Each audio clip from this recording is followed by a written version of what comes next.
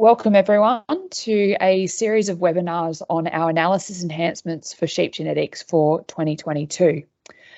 This year is a really exciting year for us with a number of enhancements being implemented for the 1st of May run. So breeders can expect to see results from our new enhancements in early to mid-May.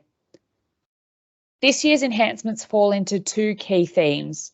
The first one is the enhancements that allow us to produce better breeding values through improved analysis, as well as the enhancements that allow us to maintain the long-term efficiencies of our genetic evaluations, and in particular allow us to continue to run our evaluations for Merino Select and Lamb Plan with growing numbers of genotypes.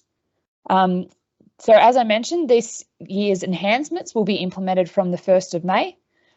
Please see this series of webinars on detail on each of the individual enhancements, as well as written communication that can be found on our Sheep Genetics website. Sheep Genetics will also be running a series of forums once the enhancements have been implemented for more detail, as well as our regular regional forums. Details on the date and location of these forums, again, can be found on our website. So on this slide, we'll see the enhancements for this year. There's quite a number, and it is exciting that some of these have been in the pipeline for a number of years, and it's exciting that they're finally being brought to fruition. We'll go through each of these enhancements in detail, bar a couple, and I just wanted to touch on those now. The first one is around the Corriedale analysis being solely reported from the maternal analysis. So at the prior to this year's enhancements, Corriedale's actually received a set of breeding values from their own completely separate analysis, as well as the maternal analysis. Going forward, Corriedale breeders will only receive breeding values from the maternal analysis, which includes new traits that previously weren't in the Corriedale analysis, such as eating quality traits and the new reproduction traits. So Corriedales will still be able to access a subset of reports and percentiles just for their breed, as is the case currently for the first cross sire breeds. The other enhancement that we won't actually spend a detailed time talking about in these series of webinars is the impact that the database redevelopment will have on the Doonie agreement and the way Doonie breeders submit data. We've been working closely with the Australian Doonie Breeders Association to navigate this, and there'll be more information coming directly for those Doonie breeders that are impacted by the changes. To begin, the first enhancements that we'll touch on is the implementation of TBLUP and the new accuracy algorithm.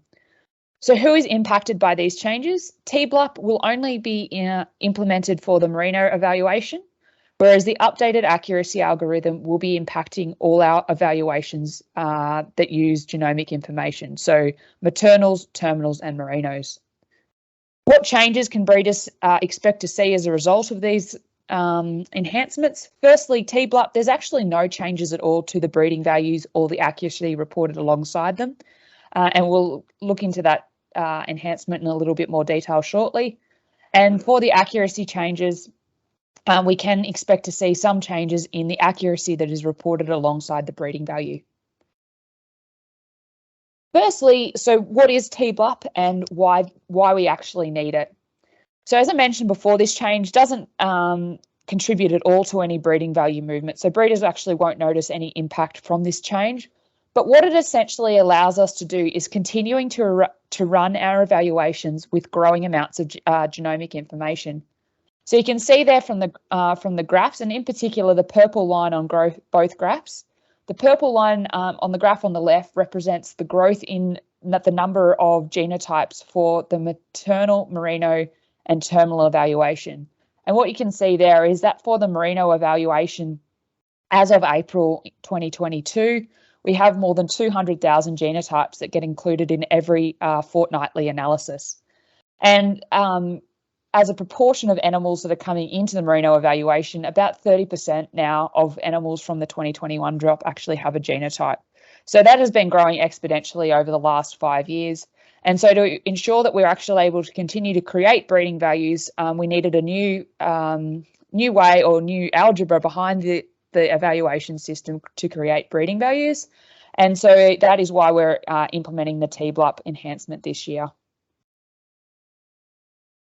The accuracy algorithm improvement, it does change the way that we are calculating the accuracies that we report alongside breeding values. And the reason we're making this improvement is to, as we have with TBLUP, where we've got a growing number of genotypes being included in our evaluations, we have to improve the efficiency and logic used to create or calculate those ASBV accuracies. So the accuracy algorithm calculation actually improves not only the speed, but also the memory and computer power required to calculate ASBV accuracy. This change will cause some movement in ASBV accuracy only, won't actually result in any breeding value movement itself. And the animals that are most impacted by this change are those animals that are from non-genotyped relatives of genotyped animals, or animals with genomic information but very little phenotypic information on themselves. So in summary of the TBLUP and accuracy algorithm enhancements, TBLUP is only being implemented for merinos at this stage because they are the analysis that has the largest number of genotypes and need this change implemented as soon as possible. And as I mentioned, with that change, there are no changes to breeding values or accuracy. The implementation of the new genomic accuracy algorithm will impact all our main analyses that use genomic information, so merino, maternal and terminal. And as a result, there will be some small downward shifts in the accuracy of the ASBVs, particularly again for those genotyped relatives or non-genotyped relatives of genomic tested animals.